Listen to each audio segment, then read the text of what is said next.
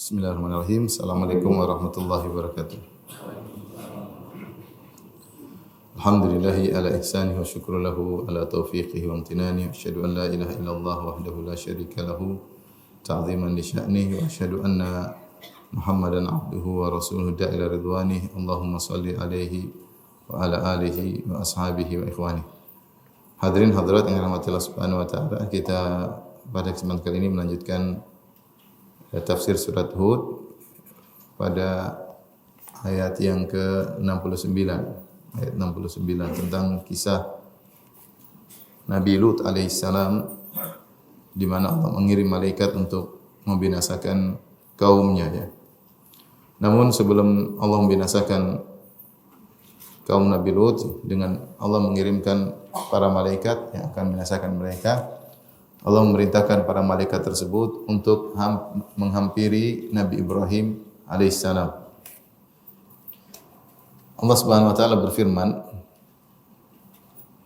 "Wa laqad ja'at rusuluna Ibrahim bil busyra qalu salama." Qala salam fama labitha an ja'a bi ijlin hanir. Dan sungguhnya utusan-utusan kami, yaitu para malaikat, telah datang kepada Ibrahim dengan membawa kabar gembira. Mereka mengucapkan salaman, itu mereka mengucapkan salam kepada Nabi Ibrahim. Nabi Ibrahim menjawab, qala salam, assalamualaikum, ya. Fama labitha an jaa bi ijlin hanid. Kemudian tidak lama kemudian Ibrahim pun menyuguhkan daging anak sapi yang dipanggang.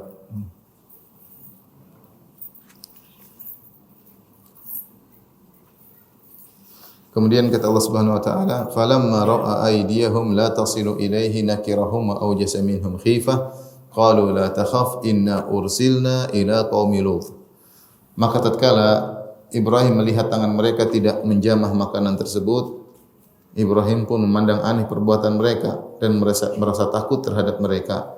Maka para malaikat berkata kepada Ibrahim, "La takhaf, jangan kau takut, inna ursilna ila qaumi Lut." Sesungguhnya kami adalah malaikat-malaikat yang diutus kepada kaum Lut.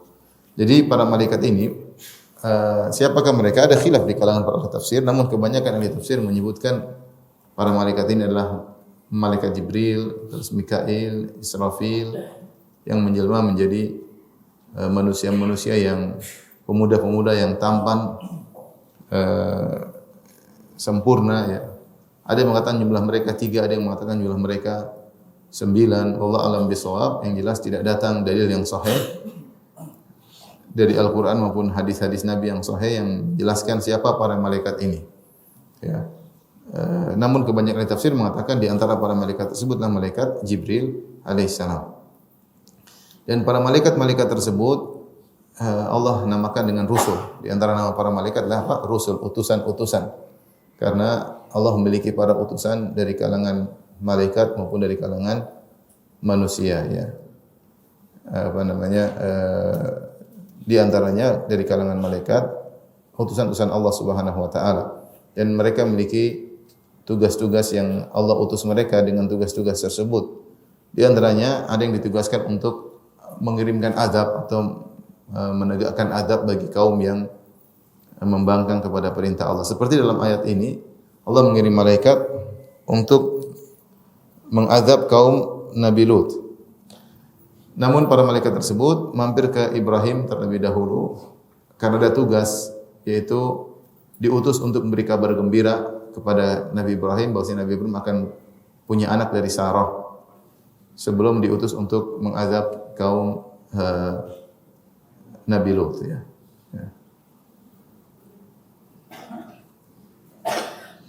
Maka mereka pun datang kepada Ibrahim. Kemudian mereka mengucapkan salaman. Kemudian Nabi Ibrahim menjawab, qala salam. Sebagian ulama menafsirkan bahwasanya salaman ini adalah maf'ul mutlaq dari salamna alaikum salaman. Salamna alaikum salaman. Cuma fiilnya dihilangkan, kemudian cukup disebutkan maf'ul mutlaqnya. Jadi para malaikat mengucapkan salam kepada Ibrahim dengan menggunakan jumlah fi'liyah. Itu jumlah fi'liyah adalah jumlah yang terdiri atas fi'il baru kemudian atau dimulai dengan fi'il. Kemudian Ibrahim alaihissalam menjawab dengan jumlah ismiyah yaitu salamun alaikum atau amri salamun ya. Dan jumlah ismiyah lebih kuat daripada jumlah fi'liyah. Maka sebagian ulama mengambil dalil dari perkataan ini bahwasanya kalau bisa seseorang menjawab salam lebih baik daripada yang memberi salam kepadanya ya. Wa idza huyitum bi tahiyyatin fahayyu bi ahsana minha aw rudduha. Jika kalian diucapkan salam maka balaslah dengan lebih baik atau semisalnya. Para malaikat mengucapkan salam dengan jumlah fi'liyah dijawab oleh Nabi Ibrahim dengan jumlah ismiyah, dan jumlah ismiyah menunjukkan atas kepada istimrariyah yaitu kesinambungan. Adapun jumlah fi'liyah tidak menunjukkan akan hal tersebut sebagaimana dibahas dalam ilmu bahasa Arab ya. Tapi intinya Nabi Ibrahim menjawab salam dengan lebih baik daripada salam yang diucapkan oleh para malaikat tamu-tamu tersebut. Dan ini dalil bahwasanya salam dulu sebelum kalam. Jadi kalau seorang bertemu ucapkan salam dulu sebelum berbicara, sebelum ngobrol. Fama labitha an jaa bi ajlin hanith. Dan Ibrahim alaihissalam kebiasaannya adalah menjamu tamu. Ketika datang tamu-tamu yang beliau tidak kenal ini dan beliau menyangka tamu-tamu tersebut adalah manusia karena malaikat menjelma dengan sempurna menjadi manusia. Sehingga tidak terbetik dalam benak Ibrahim sama sekali para malaikat manusia-manusia ternyata para malaikat. Tidak terbetik sama sekali. Benar-benar Ibrahim menyangka ini manusia-manusia biasa. Dan kebiasaan beliau adalah menjamu tamu. Ketika tamu-tamu ini datang, maka Ibrahim segera menyiapkan santapan dengan menyembelih sapi kecil, kemudian beliau panggang, hanith, beliau panggang, kemudian beliau hadirkan di hadapan para malaikat. Hanith adalah salah satu jenis masakan ya. Ada yang mengatakan itu dimasak di atas batu yang panas, tidak terkena api secara langsung ya. Ada yang mengatakan dimasukkan dalam satu digali lubang kemudian. Intinya ini salah satu jenis masakan dipanggang, sapi dipanggang dengan cara panggang yang khusus untuk dihidangkan kepada para malaikat. Dan ini dalil bahwasanya Ibrahim alaihissalam di antara sifat yang mulia adalah ikramud dhaif, memuliakan apa? Tamu, memuliakan tamu. Banyak sisi yang menunjukkan bagaimana Nabi Ibrahim memuliakan tamu. Pertama, ini menunjukkan kebiasaan beliau. Beliau tidak membedakan tamu yang satu dengan tamu yang lain, sehingga beliau mempersiapkan makanan untuk tamu-tamu tersebut ya. Sehingga begitu ada tamu datang beliau langsung menghidangkan sapi dipanggang, disembelih, dipanggang kemudian dihidangkan kepada para tamu tersebut. Dan kita tahu bahwasanya menyembelih sapi, mengulitinya, kemudian memanggangnya ini butuh waktu. Ini butuh waktu dan butuh kerjaan. Namun Ibrahim dengan semangat karena memuliakan tamu, mencari pahala di sisi Allah Subhanahu wa taala, maka beliau melakukan itu semua. Kemudian dan ini menunjukkan kebiasaan beliau. Sehingga tamu yang datang beliau siapkan. Yang kedua, tamu ini ternyata tamu yang tidak pernah dikenal oleh Nabi Ibrahim sebelumnya ya.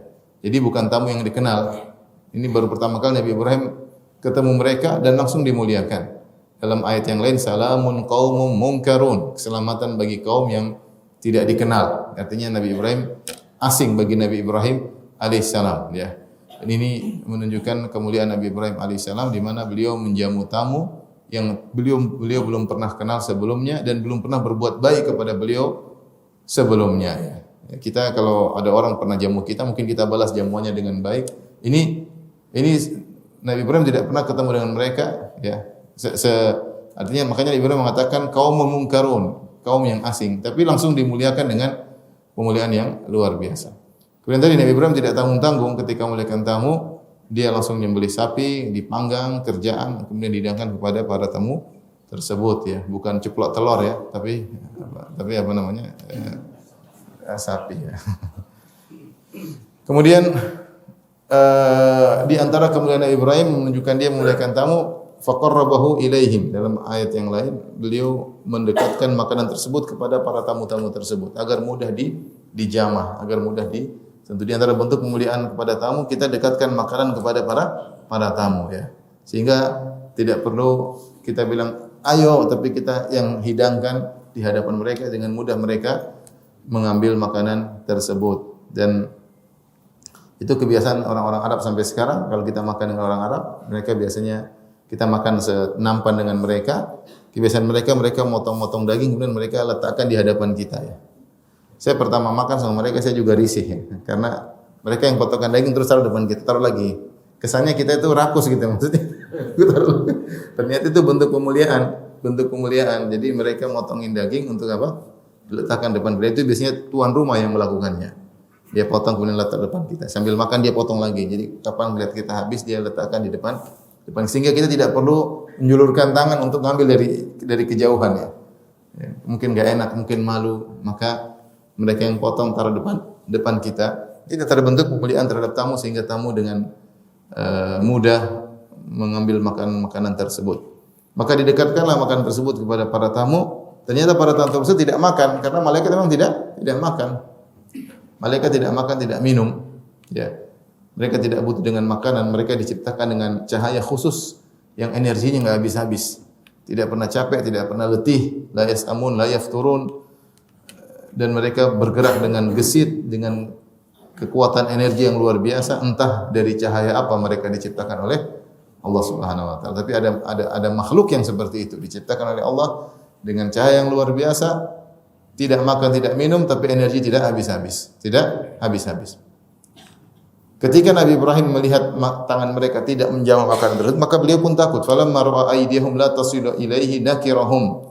Tatkala Nabi Ibrahim melihat tangan mereka tidak menjamah makanan tersebut, Ibrahim merasa aneh dengan perbuatan mereka. Wa aujasa minhum khifah. Akhirnya hal ini menimbulkan rasa takut dalam hati Ibrahim terhadap mereka. Para malaikat melihat Nabi Ibrahim ketakutan. Orang ketakutan terlihat dari wajahnya, dari perkataannya, ya, terekspresikan dari luar. Dan malaikat sadar, malaikat tahu Ibrahim ketakutan. Maka mereka berkata, la takhaf inna ursilna ila qaumi Lut. Jangan kau takut wahai Ibrahim, sesungguhnya kami ini malaikat diutus kepada kaum Nabi Lut. Akhirnya malaikat buka kartu, kami ini bukan manusia, kami ini apa? Malaikat. Tapi yang menakjubkan artinya malaikat menjelma dengan sempurna. Menjelma jadi manusia dengan penjelmaan yang luar biasa. Dan ini sering dilakukan oleh malaikat Jibril, menjelma menjadi Dihya al-Kalbi, menjelma menjadi Arab Badui. Di antaranya sebagaimana pendapat ahli tafsir, malaikat menjelma menjadi tamu-tamu Nabi Ibrahim. Dan benar-benar menjadi manusia yang seorang yang melihat tidak menyangka kalau itu apa? Malaikat. Sebagaimana Ibrahim alaihissalam tidak menyangka.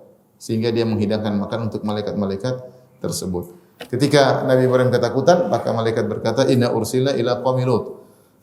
Jangan khawatir, tujuan mereka untuk menangkan Ibrahim. Semuanya kami diutus kepada kaum Nabi Lut. Wa imra'atuhu qa'imatun fadhahikat. Istrinya Sarah sedang berdiri. Fadhahikat kemudian tertawa atau gembira. Fabasyarnaha bi Ishaq wa min wara'i Ishaq Yaqub. Dia gembira karena tahu ternyata para malaikat tersebut tamu-tamu tersebut tidak membawa keburukan. Ternyata tamu-tamu tersebut utusan apa? Allah. Dan diutus untuk kaum Nabi Lut untuk membinasakan mereka. Ada dua pendapat di kalangan para ulama. Ada yang mengatakan wa mar'atuhu qa'imah, istrinya Sarah berdiri di balik tabir mendengar pembicaraan suaminya Ibrahim alaihissalam dengan tamu-tamu tersebut.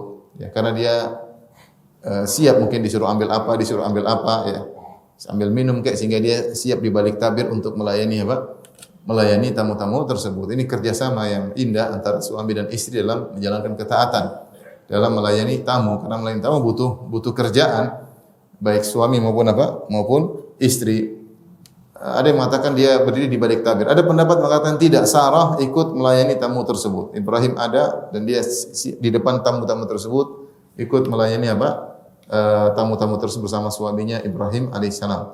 Dan ketika melihat suaminya ketakutan, Sarah pun takut, dan demikianlah seorang istri, dia khawatir dengan kekhawatiran suaminya, dia bahagia dengan kebahagiaan suaminya. Maka di antara disebutkan ciri-ciri istri soleha al-muwatiyah, yaitu yang berusaha untuk sinkron dengan suaminya, adaptasi dengan kondisi suaminya. Kalau suaminya lagi bergembira, dia ikut bergembira. Suaminya lagi sedih, dia ikut sedih. Ya. Jangan suaminya lagi sedih, dia ketawa-ketawa ya. Jangan suaminya lagi ketawa-ketawa, dia menangis-nangis. Ini enggak nyambung ya. Sehingga ketika ketika Ibrahim alaihissalam ketakutan, dia juga khawatir. Ketika malaikat mengatakan kami ini diutus kepada kaum Nabi Lut, maka Ibrahim pun hilang ketakutan, istrinya pun tertawa. Fadhahikat. Itu sebabnya kenapa dia tertawa, karena kekhawatiran yang ada dalam dirinya hilang. Ternyata ini bukan orang buruk, tapi malaikat yang diutus oleh Allah untuk mengadab kaum Nabi Lut. Fadhahikat, maka dia pun tertawa gembira. Ternyata bukan tamu-tamu yang buruk. Fabasyarnaha, setelah dia hilang ketakutan, malaikat beri kabar gembira lagi. Fabasyarnaha bi Ishaq wa min wara Ishaq Yaqub. Jadi ternyata memang Allah menyuruh malaikat datang ke situ untuk beri kabar gembira, karena punya anak adalah suatu kegembiraan. Punya anak adalah suatu kegembiraan. Ya. Nabi Muhammad SAW ketika lahir anaknya Ibrahim, maka beliau alaihissalam memberi kabar kepada para sahabat, gembira karena punya anak yang baru lahir namanya Ibrahim. Fabasyarnaha bi Ishaq, maka kami memberi kabar gembira kepada Sarah bahwasanya dia akan punya anak namanya Ishaq. Punya anak namanya siapa? Ishaq. Wa mi wara'i Ishaq Yaqub. Dan setelah Ishaq akan punya anak lagi namanya Yaqub. Jadi diberi kabar kau bakalan punya anak namanya Ishaq dan kau bakalan punya cucu dari Ishaq namanya Yaqub. Maka kegembiraan tersebut ditambah lagi kegembiraan yang menakjubkan. Sudah gembira, hilang rasa ketakutan, ternyata dapat kabar gembira bakalan punya anak.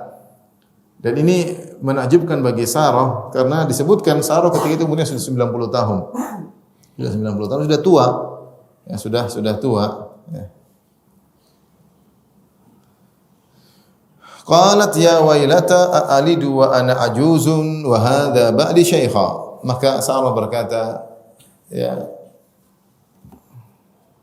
sungguh mengherankan, a'alidu, apakah saya akan melahirkan, wa ana ajuzun, sementara saya sudah sangat tua, ya, sudah menopause, sudah tidak haid lagi, sudah umur 90. Bukan cuma saya yang tua, suamiku juga, hadza ba'li syaikhan, suamiku juga sudah sangat apa? Sangat tua. Inna hadza la syai'un ajib. Sungguhnya ini merupakan perkara yang sangat menakjubkan. Di sini para ulama berdalil bahwasanya az-zabih yang disembelih oleh Ibrahim yang Allah sebut dalam ayat yang lain, di mana Ibrahim datang kepada anaknya kemudian mengabarkan bermimpi, saya anni azbahuk, aku menyembelih engkau. Kemudian sang anak berkata, ya abati fa'al ma tu'mar satajiduni insyaallah minas sabirin. Lakukan apa yang kau diperintahkan wahai ayahanda, sembelih aku, kau akan dapati aku sabar. Yang benar yang akan disembelih adalah Ismail, ya. Bukan Ishak. Sebagian salaf ada yang berpendapat adalah Ishak. Dan ini pendapat juga adalah pendapat ahlul kitab. Mereka mengatakan bahwa yang disembelih, yang akan disembelih adalah siapa? Ishak. Karena mereka tahu anak ini anak mulia. Anak yang akan disembelih tersebut anak yang mulia. Namun pendapat yang benar, anak tersebut adalah Ismail. Kenapa? Di antara dalilnya adalah ayat ini.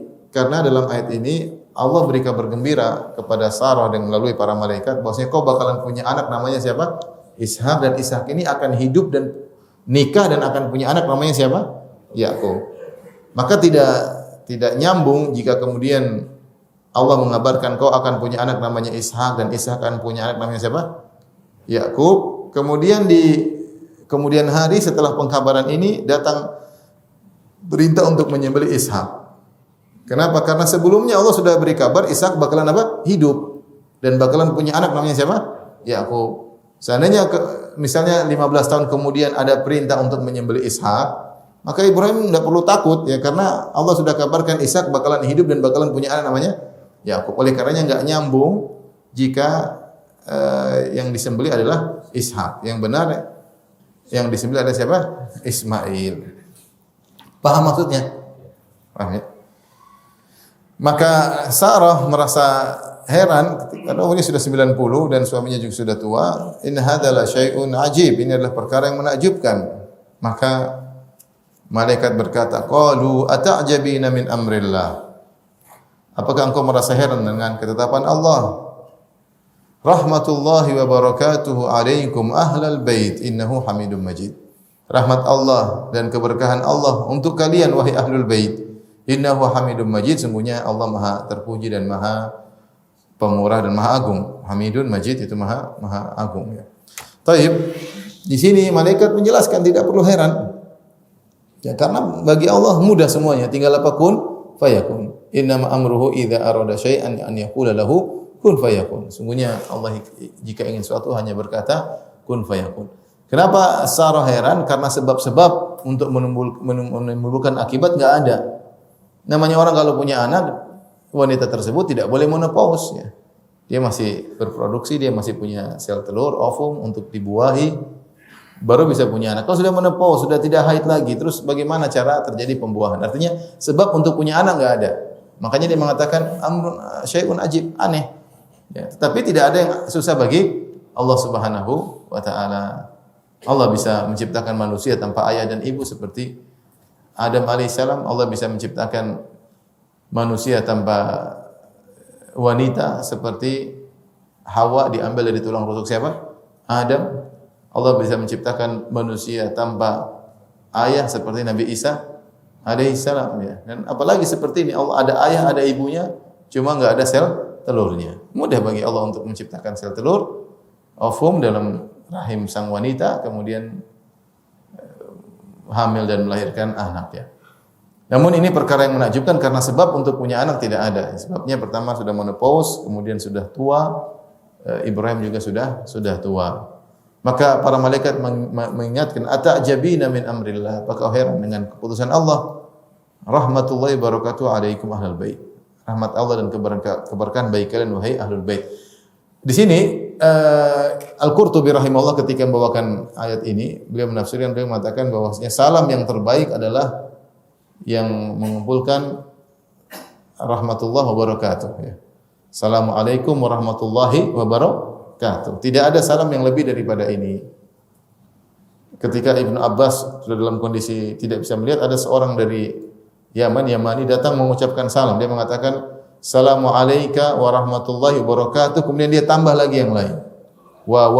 Maka Ibnu Abbas menegur dengan mengatakan salam yang paling puncak sampai pada wabarakatuh. Tidak perlu ditambah-tambah. Yang paling baik Assalamualaikum warahmatullahi wabarakatuh. Ya, tidak usah tambah-tambah lagi. Wa ini, wa anu, wa ini enggak perlu. Oleh karenanya para malaikat ketika mendoakan Ahlul Bait Nabi Ibrahim, dia sudah mengucapkan salam, kemudian dia mengucapkan lagi rahmatullahi wa barakatuhu alaikum ahlal bait. Jadi ada assalamnya, ada rahmatnya, ada apa? Keberkahannya. Ini ucapan salam yang paling sempurna. Nah, perkataan para malaikat ini rahmatullahi wa barakatuhu alaikum ahlal bait, ini ada dua tafsiran. Ada yang mengatakan ini adalah pengkhabaran bahwasanya rahmat telah turun kepada kalian, keberkahan telah turun kepada kalian wahai keluarga Ibrahim. Ada yang mengatakanlah doa dari para malaikat bahwasanya akan turun rahmat dan keberkahan bagi kalian wahai ahlul bait. Wallahu alam bisawab. Dua-duanya punya pendalilan, dia punya hujjah ya. Yang jelas mereka telah dirahmati, telah diberkahi. Kalau ini maknanya adalah doa, maksudnya akan datang rahmat yang lain dan keberkahan yang lain yang akan turun kepada kalian. Di antara kalian akan punya anak. Di antaranya kalian akan punya anak. Sehingga perkataan para malaikat ini adalah doa. Atau perkataan para malaikat ini adalah pengkhabaran bahwasanya kalian selalu diliputi rahmat dan diliputi oleh keberkahan dari Allah Subhanahu wa taala. Kemudian para malaikat berkata ahlal bait. Keberkahan dan rahmat bagi kalian ahlul bait. Ahlul bait di sini mencakup Ibrahim dan istrinya Sarah. Terutama konteks dari ayat ini, malaikat sedang berbicara kepada istrinya Ibrahim. Iya atau tidak? Yang mengatakan ini aneh, yang bilang ini aneh siapa? Ibrahim atau Sarah? Sarah. Kemudian malaikat menimbali, "Ata'jabina min amrillah." Kenapa kau heran? Rahmat Allah dan keberkahannya kepada kalian wahai ahlul bait. Jadi malaikat sedang fokus berbicara kepada istrinya siapa? Ibrahim, itu Sarah. Sehingga jelas dalam ayat ini bahwasanya Sarah termasuk ahlul bait Ibrahim. Ahlul baitnya Nabi Ibrahim adalah istrinya Sarah. Sehingga dijadikan dalil oleh para ulama bahwasanya seluruh istri-istri Nabi adalah ahlul bait nabi-nabi tersebut. Seluruh istri-istri Nabi adalah ahlul bait tersebut. Ini bantahan terhadap orang Syiah Rafidhah yang ingin menyatakan Ahlul Bait hanya terbatas kepada Fatimah, Ali, Hasan dan Husain. Fatimah, Ali dan Hasan Husain radhiyallahu taala anhum. Tidak benar, justru Ahlul Bait itu di antara lafal Ahlul Bait masuk di dalamnya siapa? Para istri. Makanya kalau kita baca surat Al-Ahzab, Allah tentang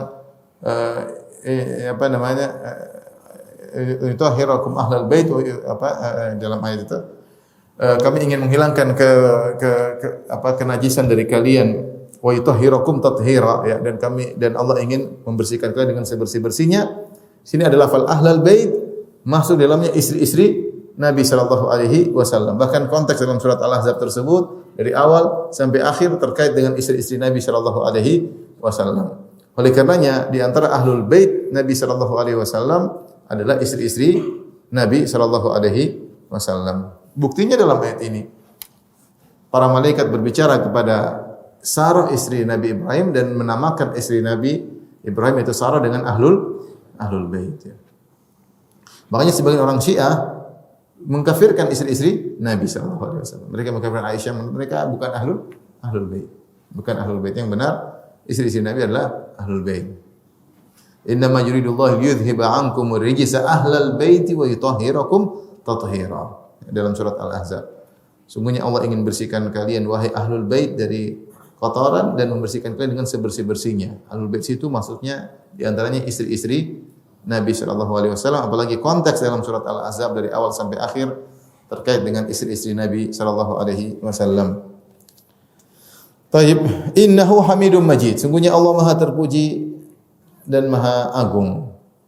Ini pembahasan khusus Maha terpuji. Itu Allah Maha terpuji dalam segala keputusannya, dalam segala perbuatannya, dalam segala takdirnya, semua terpuji. Entah kita tahu hikmahnya atau tidak kita ketahui, tapi jelas semua keputusan Allah, perbuatan Allah terpuji. Termasuk di antaranya Allah Subhanahu wa taala tidak memberikan kepada mereka anak Sarah kecuali setelah mereka tua, ini pun terpuji. Ada hikmah yang Allah kehendaki. Semua keputusan Allah di mana tentu Sarah ingin punya anak dari dulu. Sarah ingin punya anak. Dan Nabi Ibrahim sudah berdoa ya, ingin punya anak ya. Tetapi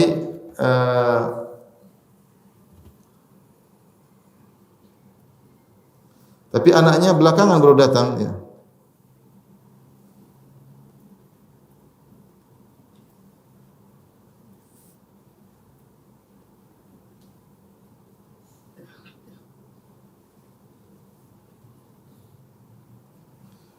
Sebentar.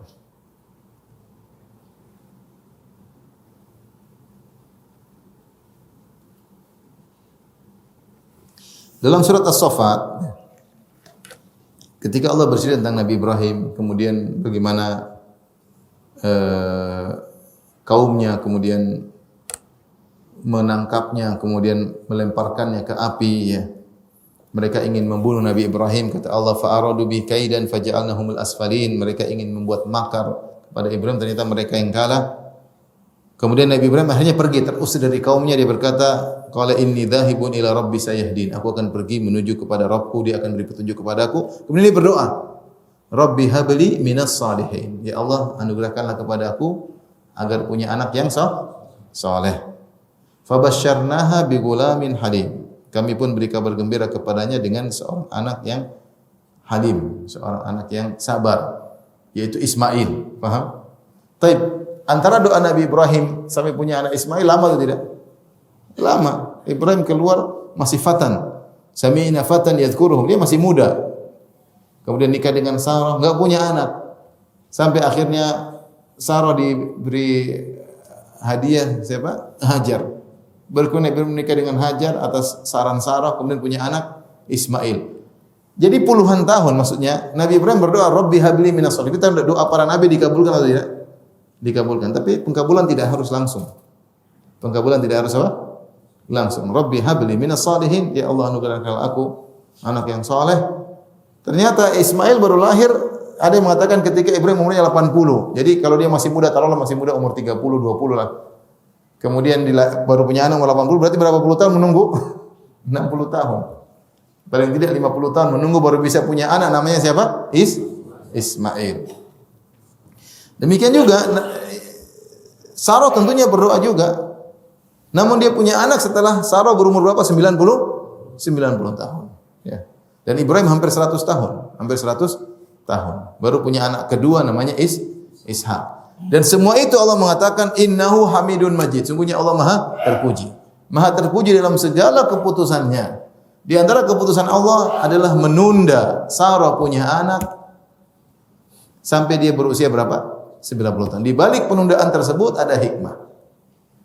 Ada hikmah yang mungkin dan kita tidak tahu apa hikmahnya. Tapi pasti ketetapan Allah itu pasti terpuji. Paham?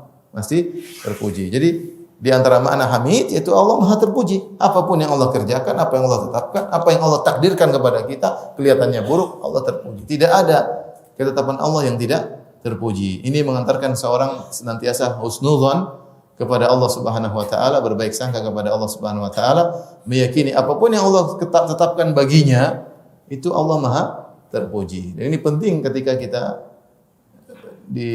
mendapat takdir yang kita tidak suka ya. Terkadang kita tidak sukai. Dan dalam kehidupan ini banyak yang tidak sesuai dengan keinginan kita. Banyak atau sedikit? Banyak yang tidak sesuai dengan keinginan kita. Mau kaya enggak kaya-kaya, miskin melulu. Misalnya, siapa yang tidak ingin kaya, tapi ternyata tidak kaya-kaya. Mau sehat ternyata sakit tidak sembuh-sembuh. Banyak hal ya. Kejadian kondisi kita.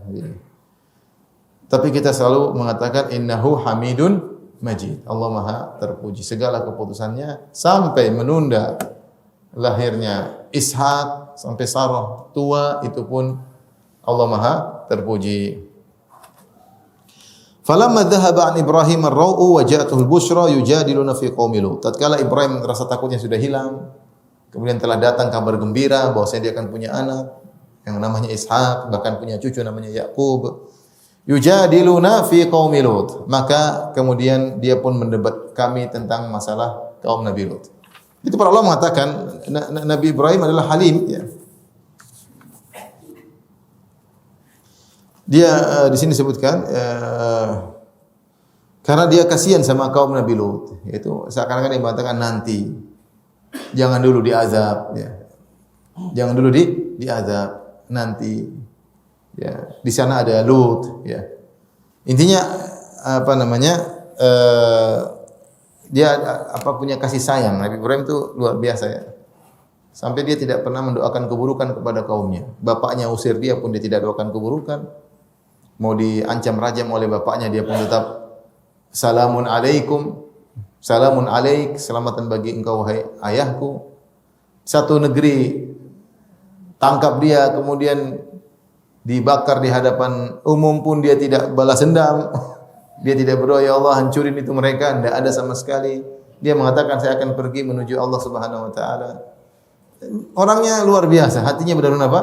Idz ja'a rabbahu biqalbin salim. Ketika dia bertemu dengan Allah dengan hati yang bersih, tidak ada dongkol, tidak ada dendam, tidak santai Ibrahim alaihissalam. Bahkan ketika malaikat ingin membinasakan kaum Nabi Lut, dia tunggu dulu. Dia diskusi, tunggu dulu. Ya, karena begitu kasih sayangnya kepada umat manusia. Tapi malaikat mengatakan tidak perlu, percuma. Kata malaikat ya. Kata Allah, yujadiluna fi qaumi Lut. Dia mendebat kami atau berdiskusi dengan kami tentang kaum Nabi Lut. Inna Ibrahim la halimun awwahum mudim. Kenapa Ibrahim demikian? Allah puji. Inna Ibrahim la halim. Halim itu orang yang tidak cepat marah, sabar, halim. Ya. Kalau dia mau balas bisa. Ya. Ibrahim kalau maki-maki orang dia hanya mengatakan Allah yahdik, semoga Allah beri hidayah kepadamu. Dia tidak ngamuk-ngamuk. Ya. Dan luar biasa halim. Halim dalam dakwahnya, halim terhadap keluarganya, halim terhadap anaknya, halim. Ibrahim alaihissalam. Inna Ibrahim la halim. Ya. Waktu Sarah ngamuk-ngamuk pengin mukulin Hajar ya. Ibrahim pun tidak ngamuk, tenang aja. Dia menghadapi dengan tenang. Ya sudah, Allah perintahkan bawa sana, Hajar suruh pergi-pergi. Dia tidak ngamuk sama Sarah. Kamu sih gara-gara kamu istri saya satunya harus taruh di Mekah. Enggak, santai aja ya. Orangnya halim. Diusir sama bapaknya tidak marah-marah. Diusir oleh kampungnya satu negeri dia pun tidak doakan agar mereka hancur, halim. Kenapa Nabi Ibrahim berdebat para malaikat agar menunda datangnya azab? Karena dia halim. Allah tidak sedang mencela Ibrahim Allah memuji Ibrahim karena dia halim, tetapi tidak bermanfaat. Kenapa? Karena keputusan sudah ada. Makanya setelah itu ya Ibrahim a'rid an hadza. Malaikat berkata, Ibrahim sudah enggak usah bicara masalah ini. Percuma kau diskusi lagi, kita diskusi percuma lagi. Kenapa? Innahu qad ja'a rabbik, sudah datang perintah Allah.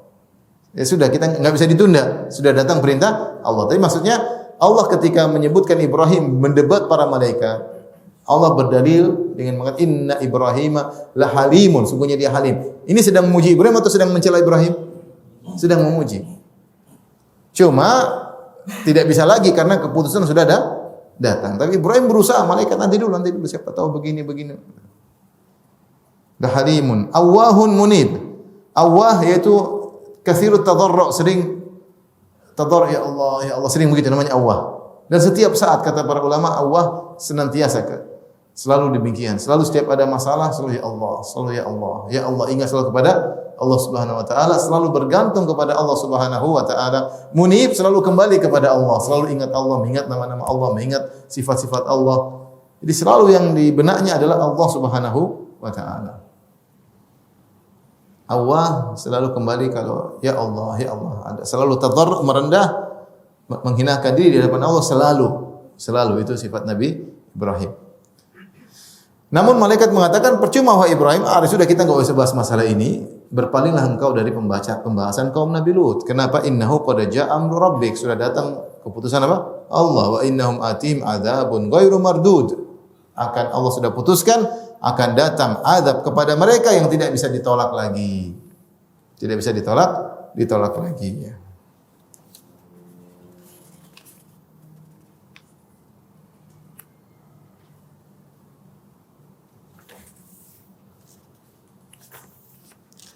Baik, kita lanjutkan bagaimana Allah membinasakan kaum Nabi Lut setelah para malaikat menjalankan tugas mereka. Jadi mereka diutus dengan dua tugas. Tugas pertama mereka bergembira kepada Ibrahim bahwasanya anaknya akan lahir namanya Ishak dan cucunya akan lahir namanya Yakub. Tugas berikutnya membinasakan apa? Kaum Nabi Lut. Setelah itu mereka pergi menuju kaum Nabi Lut. Nabi Lut alaihissalam disebut oleh sejarah adalah ponakannya Ibrahim. Ponakannya siapa? Ibrahim. Dan Ibrahim tinggalnya di Palestina, di tengah-tengah negeri Syam. Adapun Lut di pinggiran negeri Syam. Ada yang mengatakan di daerah Yordan. Kalau sekarang, yang jelas di kota Sodom dan sekitarnya. Itu di pinggiran negeri Syam. Maka setelah itu malaikat pun pergi ke Nabi Lut. Kata Allah, "Walamma ja'at rusuluna Lutan si abihim."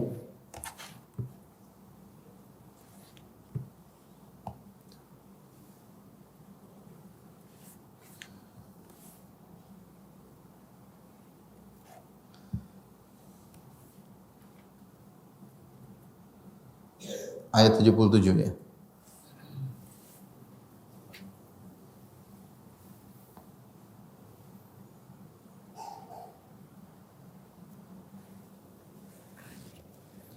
Ketika datang para malaikat kepada Nabi Lut, si abihim wa dhaqa bihim dzar'a, maka Nabi Lut merasa berat, susah dan merasa sempit dadanya. Wa dhaqa bihim dzar'a ini ungkapan bahasa Arab yang menunjukkan dhaqa bihi. Kalau dikatakan si fulan dhaqa bihi dzar'a, yaitu sudah di puncak kesulitan, dia sudah berusaha namun dia tidak bisa menghadapinya. Itu masalah di luar kemampuannya. Disebut dengan dhaqa bihi dzar'a. Masalah problem sudah di luar kemampuannya. Kenapa? Masalahnya ini malaikat ganteng-ganteng semua. Repot. Ini datang ganteng semua, datang bertamu. Satu kampung semuanya homoseksual.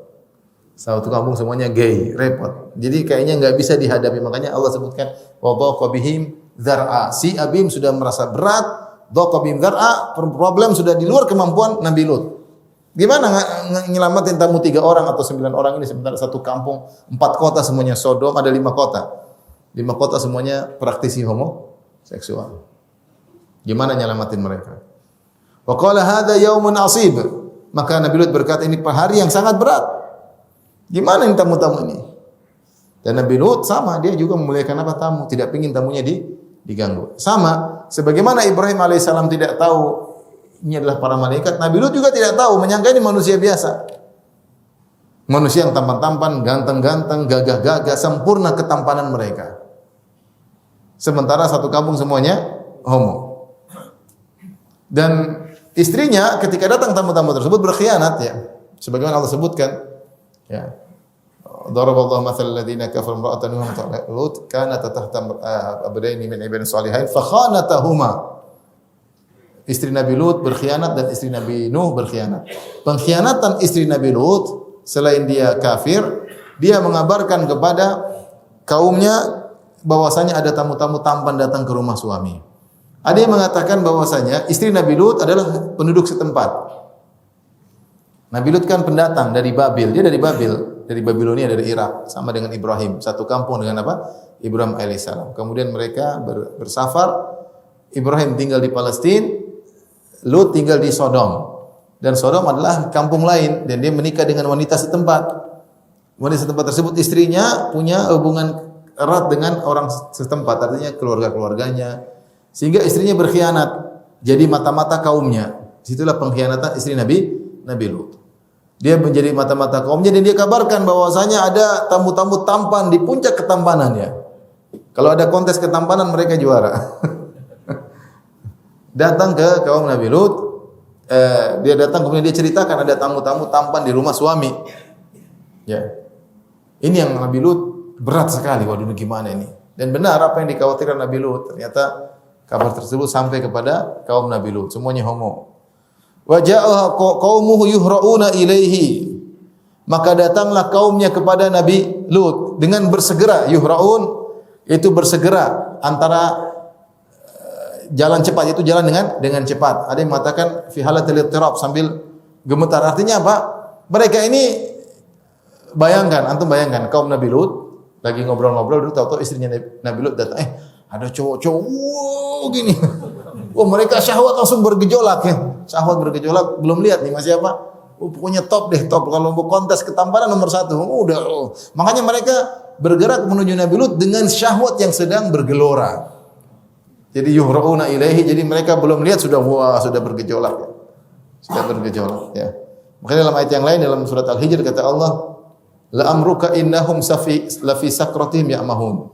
Mereka dalam sakrah, dalam kemabukan, kata Syekh Sa'di rahimahullah taala, yaitu mabuk syahwat. Mabuk apa? Syahwat. Jadi mereka sudah mabuk jalan menuju ke rumah Nabi Lut, sudah pikiran berkhayal kemana-mana. Ada santapan-santapan yang paling lezat di dunia, yaitu laki-laki yang sangat tampan. Yuhra'una ilaih, bergegas, buru-buru sambil gemetar, sudah enggak kuat ingin melampiaskan syahwat. Wa min qablu kanu ya'maluna sayyi'at, dan sebelumnya mereka memang suka melakukan praktek homoseksual. Jadi mereka datang mau melakukan kebiasaan mereka, bukan tujuan lain. Bukan ingin dengar ceramah, tapi ingin apa? Ingin melakukan kebiasaan mereka sebelumnya. Datanglah mereka kepada Nabi Lut. Ini yang dikhawatirkan. Maka Nabi Lut berkata, qala ya qaumi haula'i banati hunna atharu lakum. Wahai kaumku, ini putri-putriku, kalau kalian mau yang baik, menikahlah dengan mereka. Ini mereka lebih suci bagi kalian. Ikhwan dan akhwat yang rahmatillah subhanahu wa ta'ala, ya. Kaum Nabi Lut, kaum yang terjebak dengan praktek homoseksual, ya. Disebutkan di antara sebabnya kenapa mereka bisa terjun dalam praktek seksual ya. Atatunal fahisyata ma sabaqakum biha min ahadin alamin. Kata Nabi Lut, apa kalian melakukan perbuatan keji yang sebelumnya tidak ada orang pernah melakukannya. Jadi pencetus, penggagas homoseksual pertama di dunia adalah kaum Nabi siapa? Nabi Lut. Ya. Sampai Umar bin Abdul Aziz berkata, "Lau lam yaqussalana Allah fi kitabih, ya, ma khatara bi bali anna rajulan ya'lu rajulan." Kalau Allah tidak kisahkan di Al-Quran, tidak terbetik dalam benakku ada seorang laki akan mendatangi apa? Lelaki. Hewan pun tidak melakukannya. Tapi ini terjadi, Allah kisahkan ada kaum Nabi Lut seperti itu. Ya. Disebutkan oleh para ahli tafsir, sebabnya yaitu di antaranya setan datang kemudian menghiasi anak-anak muda yang tampan-tampan, dihiasi depan mereka seperti wanita. Ya. Yang tampan, kemudian putih, bersih, dihiaskan. Kemudian dimulai juga dengan kebiasaan mereka mendatangi istri mereka dari dubur. Kebiasaan mereka mendatangi istri mereka dari dubur. Kita tahu mendatangi istri dari kubul, bukan dari dubur. Sehingga mereka terbiasa dengan dubur. Lama-lama setan menghiasi mereka ingin coba dubur lelaki. Ya. dubur lelaki. Itu awal terjadinya apa? Terjadinya homoseksual itu dihiasi oleh setan dengan sebab-sebab yang tadi saya sebutkan. Bahkan di antaranya Allah menyebutkan apa namanya? Wa ta'tuna fi nadikumul munkar. Allah sebutkan di antara keburukan mereka, kebiasaan mereka, mereka datang di al-wadi fi nadi itu tempat pertemuan. Mereka melakukan kemungkaran. Di antara kemungkaran yang mereka lakukan di tempat pertemuan mereka disebut oleh ahli tafsir, kalau ada laki-laki lewat, laki-laki asing lewat, maka dilemparin. Siapa yang lemparnya kena, maka dia gauli laki-laki tersebut. Atau di antaranya mengatakan kemungkaran mereka melakukan perbuatan homoseksual secara party seks, party homo party di depan rame-rame saling melihat.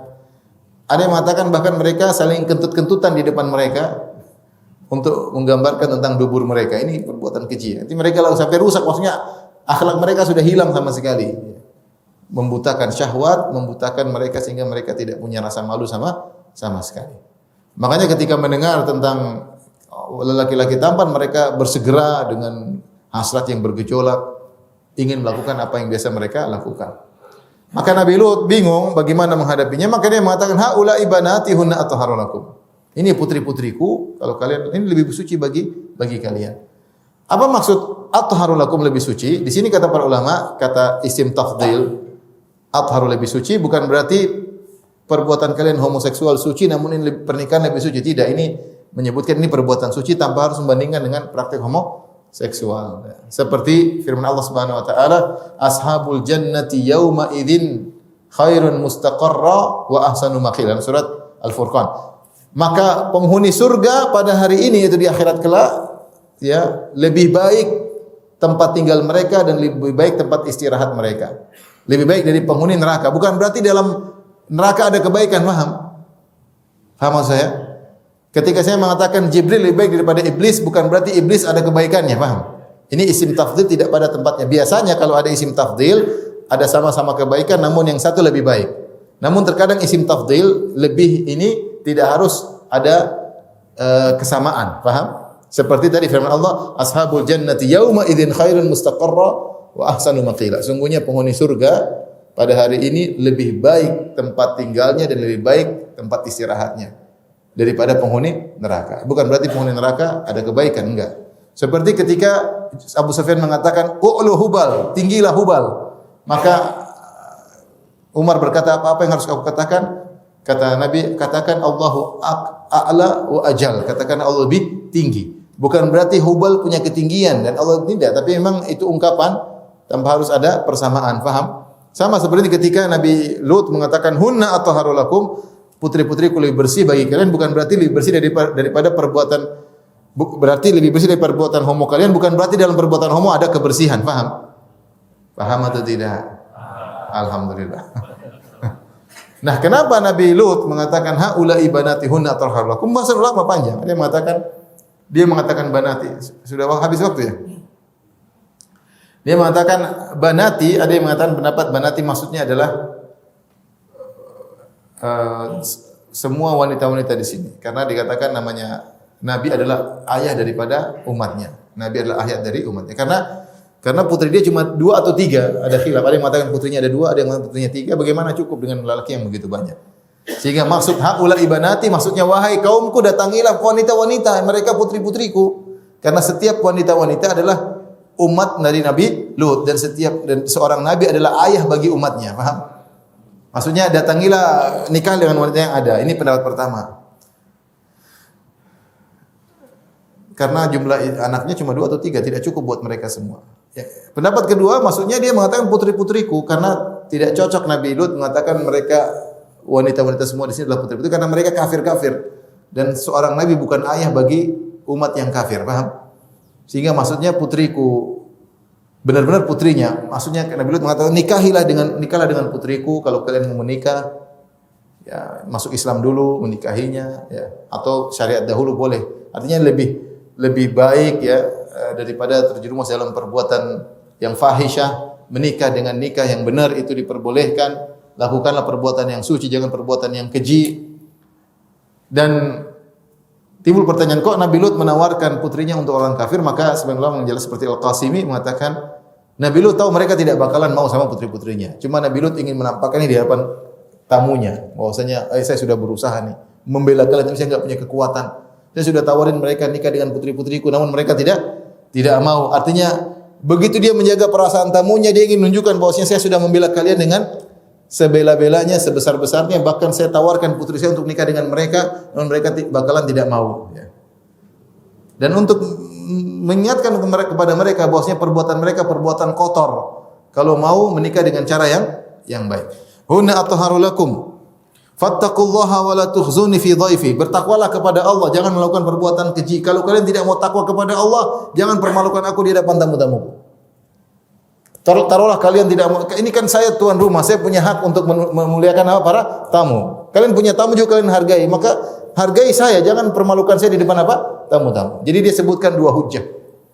Bertakwa supaya kalian tidak mengganggu tamu-tamuku, atau kedua paling tidak jangan bikin malu saya di depan apa? Tamu-tamu. Praktek semua soal sana, jangan sama tamu-tamu sini, tamu-tamu saya ya. Kalian mau maksiat sana, jangan sama tamu-tamu saya. Alaysa minkum rajulun rasyid, tidakkah di antara kalian ada yang cerdas?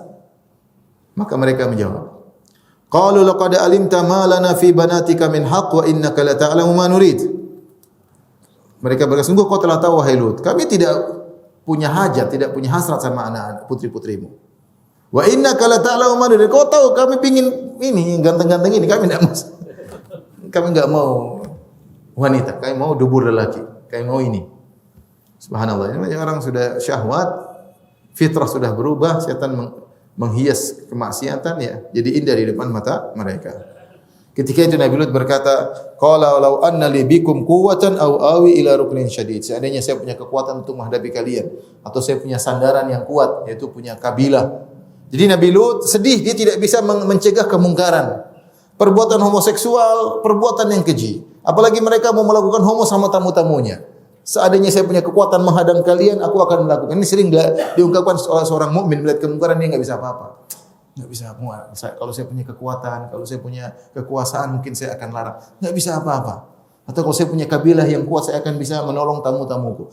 Jadi dia menyebutkan kata-kata ini dengan kesedihan. Lau anna li bikum quwwatan au awi ila ruknin syadid. Kalau seandainya saya punya kekuatan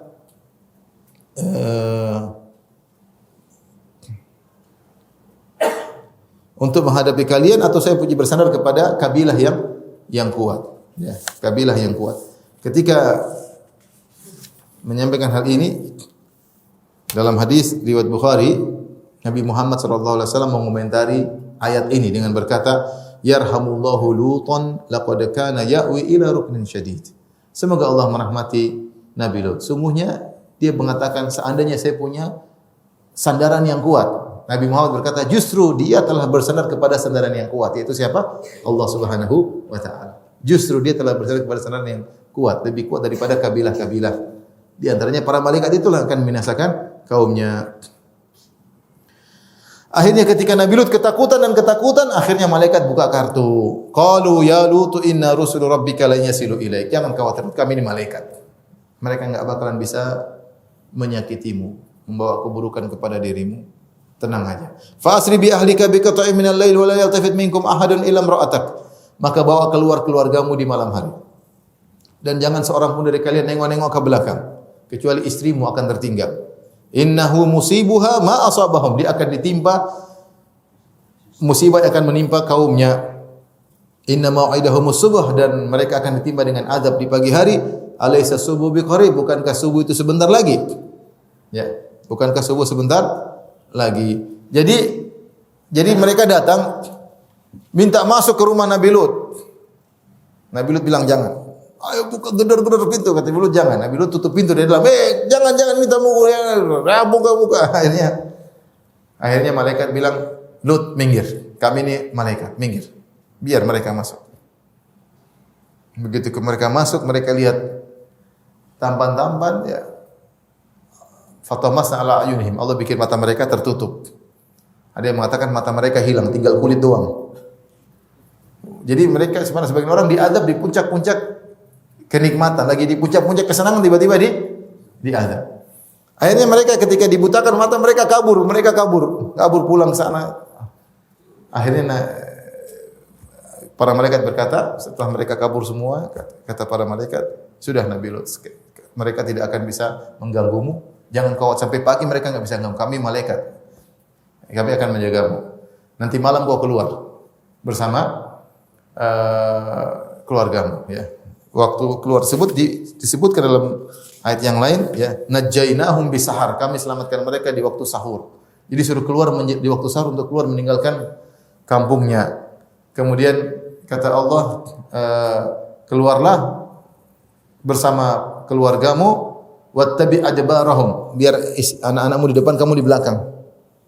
Wala yaltafit minkum ahadun, jangan sampai ada yang nengok ke belakang. Wamdu haitsu tu'marun, berjalanlah di mana kalian diperintahkan. Jadi malaikat bilang, tenang aja, nanti waktu sahur kamu keluar, terus kamu jalan di bagian belakang. Hati-hati anakmu jangan nengok-nengok ke belakang. Nabi Lut sudah jengkel sama kaumnya.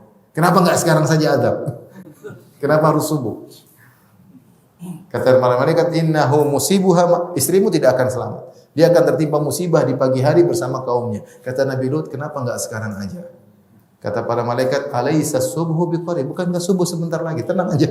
Ada waktunya. Dia udah jengkel. Jadi maksud saya ada beda Nabi Lut dengan Nabi Ibrahim. Nabi Ibrahim halim.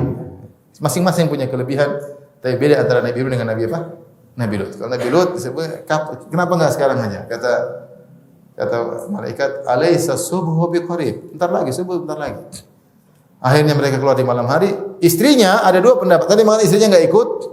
Yang keluar Nabi Lut sama putrinya 2 atau 3. Ada yang mengatakan istrinya ikut. Turun azab, dia nengok-nengok belakang, akhirnya kena. Kan sudah dibilang jangan nengok-nengok apa? Belakang. Tapi istrinya kepo, pengen belakang. Kena. 2 pendapat. Falamma ja'a amruna, tatkala datang keputusan kami itu di pagi hari, ja'alna 'aliha safilaha, kami angkat Nabi Lut kaumnya, kemudian kami balikkan. Sampai suara hewan-hewan, suara himar mereka terdengar di langit karena diangkat tinggi. Negerinya diangkat tinggi. Makanya disebut wal mu'tafikat, yaitu negeri-negeri yang dibalikkan. Negeri-negeri yang dibalikkan. Ja'alna 'aliha safilaha wa amtarna 'alaiha hijaratan min sijilin mamdud. Lalu mereka dijatuhkan dari atas, lalu kami kirim hijarah min sijil. Sijil disebut adalah maksudnya syadidus salaba, yaitu sangat, maksudnya keras banget. Batu tersebut bukan batu biasa, kekerasannya tingkat tinggi. Kepadatannya apa? Kepadatannya tingkat apa? Tingkat tinggi. Sangat keras batu tersebut. Ada yang mengatakan batu yang panas dari neraka. Mamdud yang berturut-turut, bersusun-susun. Jadi kena bukan satu batu tapi susun mengenai mereka. Musawwamatan inda rabbik, yang sudah diberi tanda di sisi Allah Subhanahu wa taala. Yang mengatakan batu tersebut ada coret-coretannya. Ada yang mengatakan setiap batu sudah dikasih nama. Ini si fulan, ini si fulan, si fulan, sehingga batu tersebut tidak meleset. Kalau kena si fulan, ya semua batu yang ditulis namanya si fulan semuanya menuju si fulan. Semua batu yang ditulis namanya fulanah semuanya kena apa? Fulanah. Dia enggak akan meleset karena masing-masing batu sudah punya tugas untuk mengenai orang yang sudah dikasih tanda oleh Allah Subhanahu wa taala. Tinggal batu-batu tinggal terima perintah dari Allah. Ini buat si fulan, sudah semuanya kena. Wa ma hiya minadh dhalimin bi ba'id, dan azab seperti ini tidak jauh dari orang yang melakukan perbuatan kezaliman. Sebagaimana Allah bisa mengadab kaum Nabi Lut, maka orang yang melakukan kezaliman juga bisa diadab oleh Allah Subhanahu wa taala baik di dunia maupun di akhirat dengan cara Allah Subhanahu wa taala. Namun demikianlah hikmah Allah Subhanahu wa taala. Tidak semua orang melakukan maksiat lalu Allah azab. Kalau setiap ada yang maksiat kena azab, semua orang beriman, itu tidak.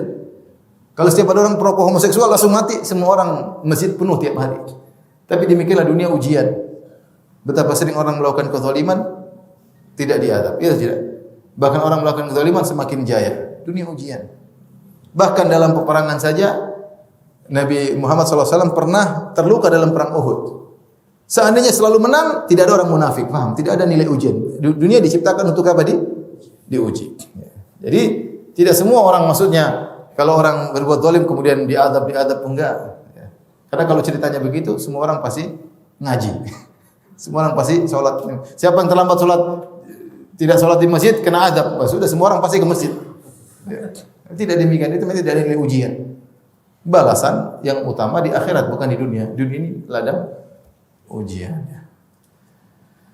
Dari sini para ulama berdalil bahwasanya kaum Nabi Lut di dunia kalau melakukan praktek homoseksual maka dibunuh dengan dirajam. Rasulullah SAW bersabda, "Man wajadtumuhu yaf'alu amala qaumi Lut faqtulul fa'ila wal maf'ula bih." Siapa yang kalian dapati melakukan perbuatan kaum Nabi Lut, maka bunuhlah yang menyodomi dan yang disodomi kalau sama-sama ridha. Nah, bunuhnya bagaimana? Ada khilaf di kalangan para ulama. Sebenarnya berpendapat caranya dengan dirajam. Kenapa? Karena kaum Nabi Lut dirajam oleh Allah Subhanahu wa taala, diangkat kemudian dijatuhkan, dirajam tanpa membedakan apakah muhsan atau ghairu muhsan. Kalau orang berzina beda, yang sudah pernah menikah yang dirajam, kalau berzina yang belum pernah menikah dicambuk. Tapi kalau homoseksual sudah menikah atau belum menikah sama-sama dirajam sampai mati. Ini pendapat sebagian ulama. Inilah perbuatan kaum Nabi Lut yang menjijikkan tapi sekarang menjadi trendy pada sebagian negara ya. Jadi trendy, menjadi kebanggaan, bahkan ada parade gay, sebagian negara ada parade gay.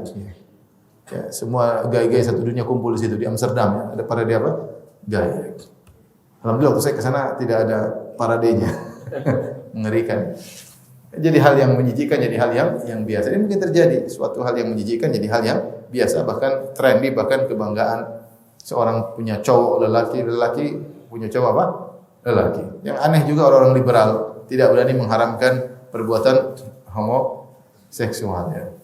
Kalau homoseksual tersebar akan punah kaum manusia, tidak ada produksi manusia. Laki-laki sama laki-laki, perempuan sama perempuan, kira-kira ada anak keturunan enggak? Enggak ada. Berarti homoseksual secara fitrah menghabiskan masa depan apa? Manusia. Kalau dunia semua homo gimana? Enggak ada anak, selesai. Habis, punah manusia. Punah manusia. Lalu habis karena enggak ada yang mau laki-laki enggak mau nikah sama perempuan. Ini perbuatan keji ya. Harus kita ingatkan kepada anak-anak kita perbuatan keji ya. Dan kalau dahulu kita khawatir anak perempuan keluar rumah khawatir diganggu sama lelaki, sekarang kita khawatir juga anak laki-laki kita keluar diganggu sama laki-laki juga. Wah, jadi itu terjadi ya. Waspada. Jadi kita harus memberikan pendidikan mereka sejak awal, anak-anak laki-laki hati-hati. Karena ini penyakit menular. Penyakit menular. Makanya yang terkena penyakit homoseksual bukan Sodom aja, ada kota Sodom dan kota-kota di sekitarnya. Kata Allah, wal muqtafikat, negeri-negeri yang Allah balikan. Karena asalnya cuma di kota Sodom, kemudian menyebar kepada kabupaten-kabupaten sekitarnya. Jadi ini penyakit menular ya. Wallahu ta'ala alam bisawab. Demikian saja. Kita lanjutkan insyaallah kesempatan yang lain. Subhanakallah bihamdik asyhadu an la ilaha illa anta astaghfiruka wa atubu ilaik. Assalamualaikum warahmatullahi wabarakatuh.